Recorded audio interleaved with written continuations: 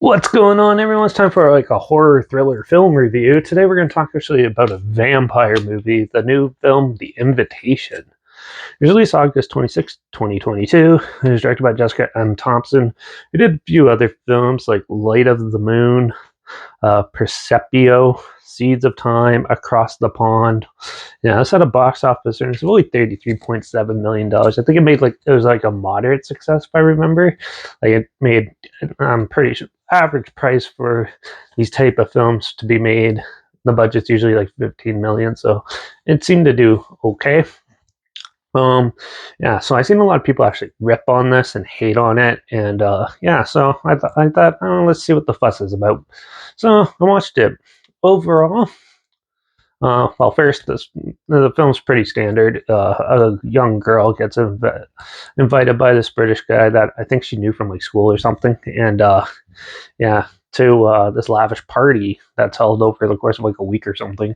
And yeah, so she goes to England at this mansion and starts mingling with the other guests and stuff like that. But then she uncovers there's darker secrets that they have, and lo and behold, uncovers their sinister intentions for why she actually was wanted to be there. Yeah.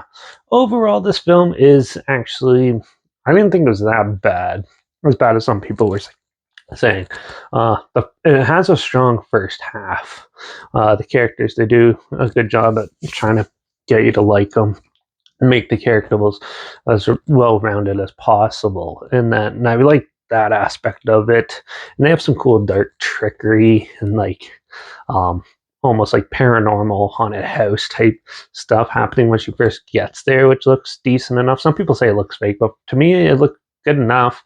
And yeah, but then once they start getting into the more vampire type of stuff, it gets a little cheesy, and it's it still has like a dark element gothic feel to it, but overall it just feels so watered down and like it's all been done before. So yeah, the twist at the near the end and stuff is nothing new. It's been done in like horror comedies, it's been done in quite a bit, so there's not really much of a payoff.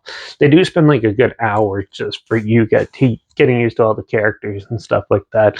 And as the climax comes, it kind of rushed through the second and third acts, and it kind of feels like a little rushed and jammed, just like quickly thrown together, which is a kind of a disappointment in that. And it didn't seem like it was very well thought out for it. Like there's a final fight scene which all has all quick cuts and stuff, which they could have.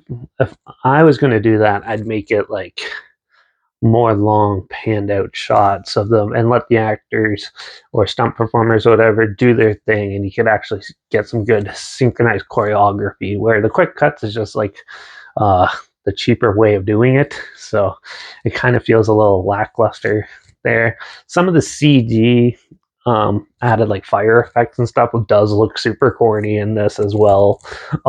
So there's some like cheaper amusing parts where it doesn't sometimes it doesn't feel like you're in a film that went to theater, you're watching a film that went to theaters and stuff. It was kind of a little lackluster in those spots, but with some decently strong characters with some minor horror elements, I thought it was decent enough for a popcorn flick, sort of.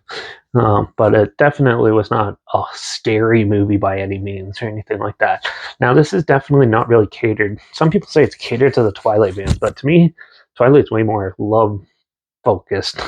This is more like on the darker side and that. And they're trying to get a good balance, which I think they kind of did well for that. I didn't care for like the macho vampire dude when you meet him, the one that's like gets interested in our main character. I thought he was a douche and stuff, and I did not like that character. Or and yeah, but overall the acting's not too bad. Special effects, makeup, and stuff looks good enough, and with the added vampire teeth and stuff, they do actually look realistic enough. So, but overall, I just thought it was a pretty standard movie. Nothing doesn't really stand on its own or anything like that. So, I'm going to give The Invitation 2022 a 2.5 out of 5. It was amusing and good enough for like to get a popcorn flick sort of status, but overall, for what it was going for, it was pretty standard and pretty tame. So a little disappointing in that aspect. But if you do really want to see a good one, watch the older Invitation review I have of that one that came out in like the early in like 2013, I think it was. That one's a mind bender and a lot more fun. So, yeah, but this one wasn't as bad as everyone's saying it is. I don't think so. Yeah, but if you want to check it out, I'll either link the whole link where you can either watch it for free online somewhere, or I'll link the trailer down below so you can check it out and see what I'm talking about. Also, link down below is my Instagram. That's where I always post clips of films and review in the future. All my stories, the film time hashtag, and some film in a hashtag so you're aware of it. Yeah, so yeah, you can follow me there. Also, you can follow me on Letterbox at Derek P Reviews. That's where I post my first story right after watching the films.